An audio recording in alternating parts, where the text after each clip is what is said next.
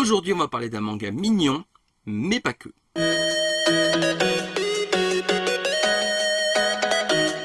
Graouh les gens, vous allez bien, c'est les Gauchis. Et les Gauchis, on se retrouve aujourd'hui pour la présentation d'un manga. Un manga que j'aime vraiment beaucoup et que du coup je voulais absolument faire découvrir.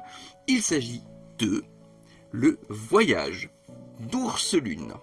Tiens, un petit pins là, je suis pas sûr on voit le petit pins. On voit le petit pins là, ici là.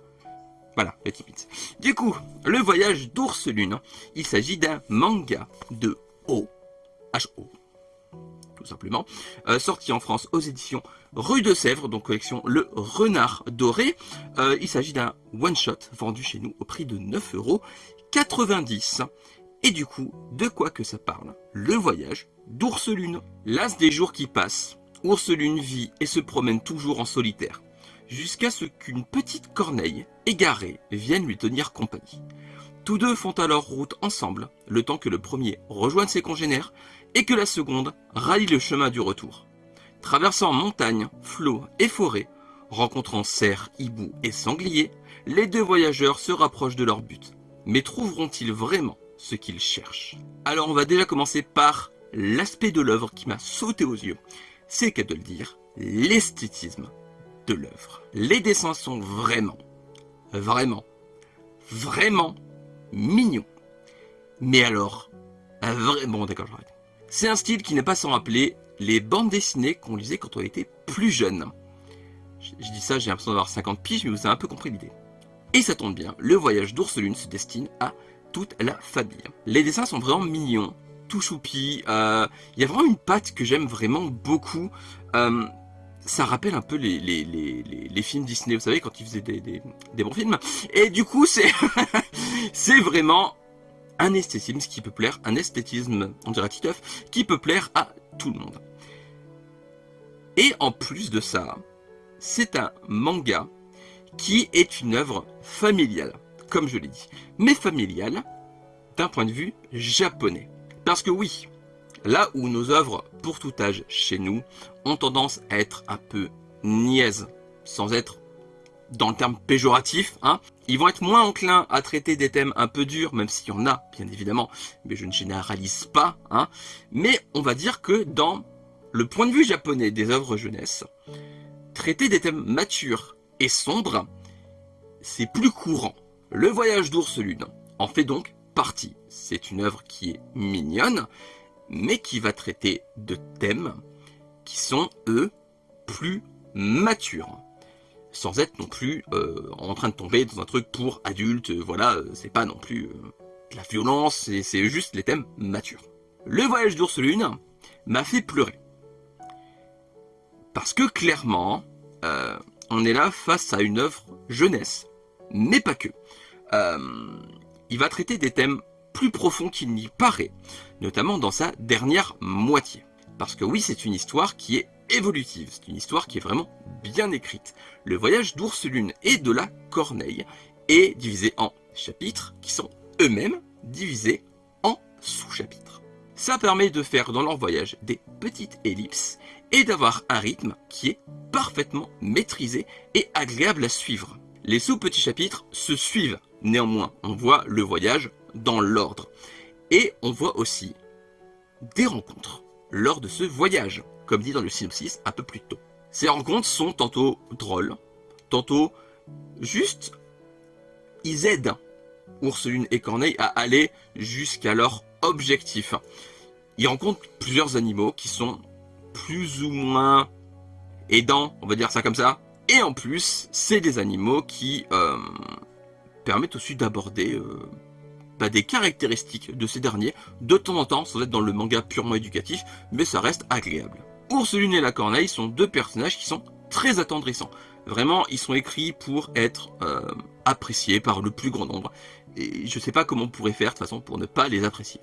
Parce que Ours Lune et la Corneille sont deux personnages du coup qui vont s'entraider lors de ce voyage. La Corneille va même voyager sur le dos de l'ours. Parce que pourquoi voler et marcher quand on peut se faire être transporté par un taxi ours? Parce que c'est un peu ce qu'il est du coup pour le coup. Leur relation est du coup très drôle. très touchante en un sens. D'ailleurs, le nom de Ourselune sera donné à Ourselune par la corneille, parce qu'il a un petit croissant de lune là, juste là sur le torse. Et du coup, c'est vraiment très touchant à lire. L'histoire tient d'ailleurs très bien en un seul volume. On ne reste clairement pas sur notre fin. C'est un volume qui tient la route. Point barre. Il n'y a pas besoin de plus. Il n'y a pas besoin de moins. Il y a besoin de que de ça. Et c'est juste parfait. Pour conclure, le voyage d'Ourselune et de la corneille du coup, parce qu'elle n'est pas dans le titre, mais l'air de rien, on oublie la corneille, c'est pas gentil. Du coup, le voyage d'Ourselune et la corneille, parce que c'est ce nouveau titre. Voilà, vous l'appelez tous comme ça maintenant. Team la corneille. Et c'est un manga que j'aime vraiment beaucoup. Il peut plaire à petits et grands. Comme j'ai dit, il traite de thèmes matures, mais ça reste lisible par les plus jeunes. Ça peut même permettre de leur mettre une œuvre entre les mains qui est plus mature que ce qu'ils lisent d'habitude. Et je trouve que c'est une super idée. Sur Nautilus, si je dis pas de bêtises, il est listé à 8 et plus. Ça me paraît bien. En vrai, ça me paraît très bien. Après, comme d'habitude, ça dépend de la sensibilité de l'enfant. Bien évidemment, vous pouvez toujours le lire avant. Ça vous permettra de découvrir une œuvre qui, en plus, pourrait beaucoup vous plaire. Les thèmes matures, bien évidemment, je ne vous les spoilerai pas, hein, parce que forcément, ça spoil. Mais sachez que ça reste des thèmes qui collent parfaitement à l'histoire en plus. L'histoire qui est très agréable à lire, du début à la fin. Et c'est vraiment un coup de cœur. C'est la première œuvre de la collection du coup Renard Doré Rue de Sèvres que je lis. Et clairement, s'ils sont tous comme ça, et c'est que du bon. Parce que c'est vraiment une œuvre vraiment très cool à lire. Je vous conseille grandement du coup de vous intéresser à Le Voyage d'Ourselune, un one-shot sorti chez Le Renard Doré Rue de Sèvres, enfin, la collection Renard Doré de Rue de Sèvres, au prix de 9,90 €. Lisez-le, seul ou en famille, mais en tout cas, lisez-le. C'est une petite pépite à découvrir. Et voilà, c'est fini pour cette vidéo. J'espère qu'elle vous aura plu. Vous avez vu en plus du pins, je suis dans le thème de nounours jusqu'au bout. Hein.